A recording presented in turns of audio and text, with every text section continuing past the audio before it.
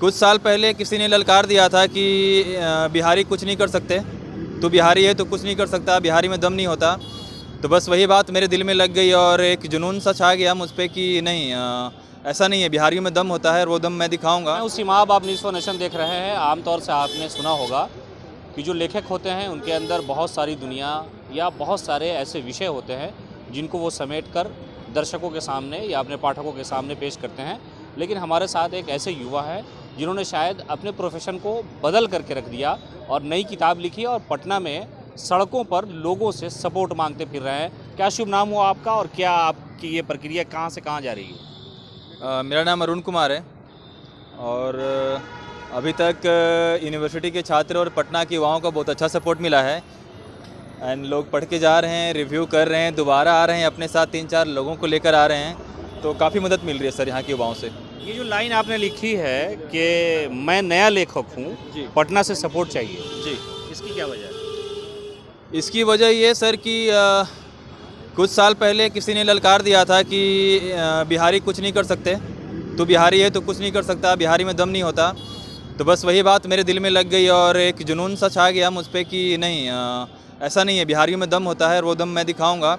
यही वजह रही कि मैंने एक लीक से हटकर अलग रास्ता अख्तियार किया लोगों तक पहुंचने का और अपनी कहानी लोगों तक पहुंचाने का। क्या क्वालिफिकेशन होगी आपकी? मेरी क्वालिफिकेशन सर ओनली 12th है। 12वीं के बाद आपने किताब लिख दिया और वो पटना की सड़कों पे खड़े होकर के सपोर्ट मांग रहे हैं, इसलिए कि आपका ईगो हट कर गया था, किसी ने आपसे कहा था कि बिहारी कुछ नहीं कर सकता है। ये सर बिल्कुल सच बात है। और जहाँ तक शिक्षा का सवाल है, मेरा ये मानना है कि कला किसी भी डिग्री की मोहताज नहीं होती। जब तक कि जो हज़ारों साल से पोएट चले आ रहे हैं, आप रूमी का नाम सुना होगा आपने, अमीर खुसरो साहब का सुना होगा, कबीर दास का सुना होगा, तो जितने भी प्रसिद्ध जो कालांतर तक जो कालजयी रचनाएं हैं, तो उनके पास कोई ऐसी पेपर की डिग्री नहीं थी। तो जो कला होती है, किसी भी क्षेत्र की कला, वो डिग्री की मोहताज नहीं होती। टेक्नोलॉजी का दौर है, किताबें कम पढ़ते हैं लोग। हालांकि आज से 10-15 साल पहले लोगों में कहानी पढ़ने का बहुत शौक़ था, लोग रात का वक्त इसी में खर्च करते थे। अब तो टेक्नोलॉजी का ज़माना बदला है, मोबाइल में ज़्यादा वक्त देते हैं लोग। तो आपको लगता है कि ये आपने जो किताब लिखी है वीरा की शपथ, उसमें क्या कुछ खास है कि लोग पढ़ने के लिए उत्सुक हो जाएं? हर चीज़ का सर एक सैचुरेशन लेवल का दौर आता है। पिछले 10-12 साल से जो डिजिटलाइजेशन का दौर आया, उसके बाद लोग उसमें भी धीरे धीरे सैचुरेट होने लगे हैं।